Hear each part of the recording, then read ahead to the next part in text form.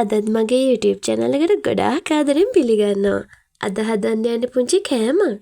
එහෙනම් බලමුද මේ රසම රස රොටි එක හදන්නේ කොහොමද කියලා? මම මේ කෑම එක හදාගන්න මුලින්ම පාන් පිටි ටිකක් හලාගෙන අරන් තියෙනවා. ඒ වගේම පොල් බෑ එක වගේ පොල් අරන් තියෙනවා.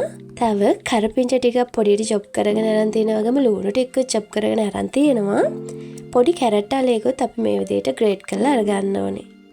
ඉතින් ඔයාලට තව මොනවා හරි එළවලු තියෙනවා නම් ඒවත් එකතු කරගන්න. දැන් අපි මේ හලලා අරගත්ත පිටියකට ලුණු රස පදමට දාන්න ඕනේ. ඉතින් මේක හදන්න ගොඩක් දෙනෙක් දාන්නවා. නොදන්න කෙනෙක් වෙනුවෙන් තමයි මේ පුංචි වීඩියෝ එක. ඉතින් ඊට පස්සේ අන්න අපි බේකින් සෝඩා ටික එකතු කරගන්නවා. ගොඩක් එකතු කරගන්න එපා. පොඩි ප්‍රමාණයක් එකතු කරගන්න.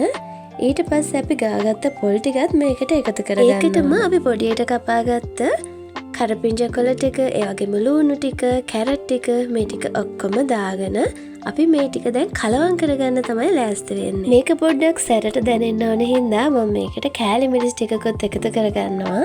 ඉතින් ඔයාලට නයි මිරිස් වගේ දෙයක් හරි එහෙම නැත්නම් අමු මිරිස් මේ ඕනම දෙයක් එකතු කරගන්න පුළුවන්. සැර පොඩ්ඩක් අඩුවෙන් කන්න ඕන නම් මේ වගේ කෑලි මිරිස් ටිකක් එකතු කරගන්න. ඉතින් මම මේ ටික දැන් කලවම් කරලා පොල් වතුර ටිකකුත් එකතු කරගන්නවා. ඒකෙන් අපේ රොටි එක ගොඩක් රස කරගන්න පුළුවන්. වතුර දාද්දිත් ඔයාලා පරිස්සමෙන් වතුර එකතු කරගන්න. ගොඩක් කැඳට හදාගන්න එපා.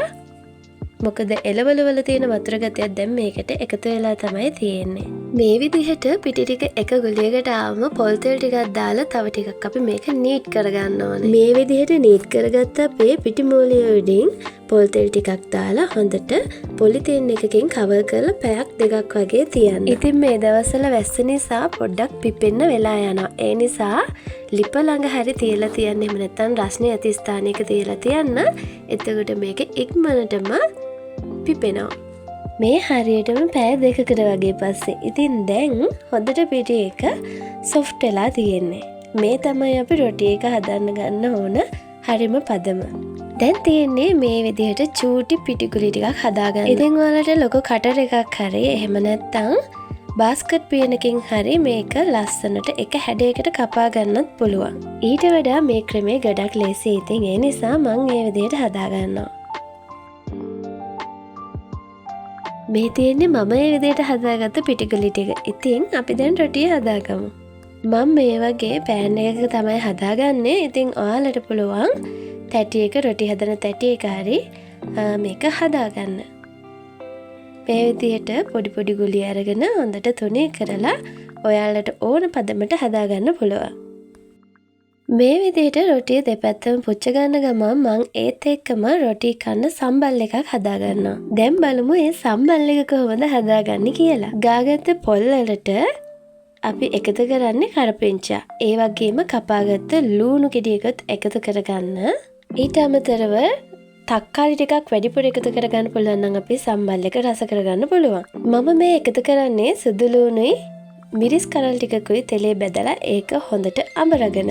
ඒකෙන් අපේ සම්බල් එක ගොඩක් රසවත් කරගන්න පුළුවන්. ඊට පස්සේ මිරිස් කුඩුයි කහ කුඩුයි ලුණුයි මේ හැමදේම එකතු කරලා අපි මේ ටික හොඳට අතින් අනාගමු.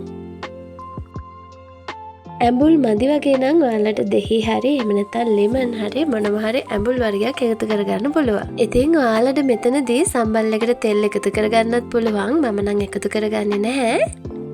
ඔන්න ඉතින් මම රොටි ටික ඔක්කොම හදාගත්තා. දැන් සම්බල් එකත් රෙඩි. ඉතින් අන හස්බන්ඩ් මේ අතරේ රසම රස ලුණු මිරිසක් හැදුවා මේ රොටි එක කන්න. දැන් තියෙන්නේ රසම රස ප්ලේන් ටිකකුත් හදාගෙන මේ රොටි එකේ රස බලන්න. එහෙනම් අදට ගිහින් එන්නම්. ඔයත් මේ රසම රස රොටි එක හදලා කොහොමද රස කියලා කමෙන්ට් එකක් දාන්න. එහෙනම් අලුත් වීඩියෝ එකක් කරගෙන එනකන් හැමෝම සතුටින් පරිස්සමෙන් ආදරෙන් ඉන්න.